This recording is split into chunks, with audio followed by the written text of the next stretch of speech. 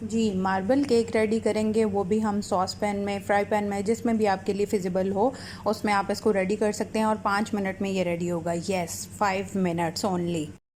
बिस्मिल्लाहिर्रहमानिर्रहीम। अस्सलामुअलैकुम। हुज़ैफ़ा's किचन में सबका वेलकम है। मैं हूँ ज़ोहरा उमर।